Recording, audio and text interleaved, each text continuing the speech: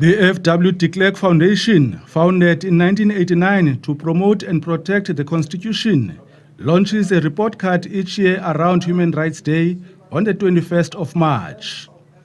This year, the launch coincides with the 65th commemoration of the Sharpeville massacre, which took place on what is now known as Human Rights Day. Since then, especially since the dawn of democracy, 1994, some good progress has been made in terms of improving people's lives with housing, health services, education, social security, and so on. However, as we all know, many people in South Africa are still trapped in poverty, and the inequality in this country is higher than anywhere else in the world. But human rights are not just about providing tangible and measurable goods such as houses, building hospitals, or giving out social grants. Human rights address deeper issues, often not visible to the eye.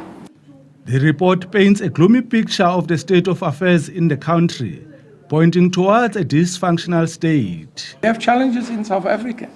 And how do we then analyze those problems and make sure that our government, our politicians, our political parties, our cabinet leaders, our presidency, but also ordinary people like us sitting here, try to heed the call in terms of fixing these issues. According to the report, the government has performed badly in 2024 in terms of upholding human rights. It also states that food insecurity is the highest it has been in 10 years, and that children's right to basic nutrition is under threat. South Africa's real GDP for 2024 was only 1.1%, while South Africa's population growth was 1%. This means that the economy simply grew too slowly and barely outstripped the population growth, meaning it was too little to be effective to address the major issues such as unemployment, poverty, and income inequality. When it comes to the persistent struggle against crime, specifically GBV, the South African Police statistic crime show that in 2024, women and children remain affected by violent crime. Sexual violence is a persistent issue, although 2024 did see a decrease by 0.84% as compared to the previous year. However, underreporting remains a critical concern. Those attending the launch raised concern about the accountability of politicians. A national dialogue is on the cards for later this year, with the aim of finding solutions to the country's challenges. And how we envisage it is that the national dialogue, contrary to popular belief, is not a one-day event.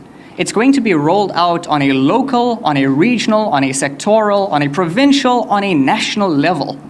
The aim of it is to influence policy, yes, but also to bring the concerns of the citizens to the government. That's the one thing. But the second thing, and why it's incredibly important, ladies and gentlemen, is because earlier a question was asked on how we can take class action. Well, the national dialogue gives us the vehicle to collectively take action and responsibility to hold those in government accountable. Last year, the unemployment rate was at 32.8%, with the youth unemployment rate standing at 45%. Income inequality has been cited as alarmingly high, with the IMF expressing concern that inequality could further destabilize the country's socio-economic landscape. I'm Lamli Maneli for SABC News in Cape Town.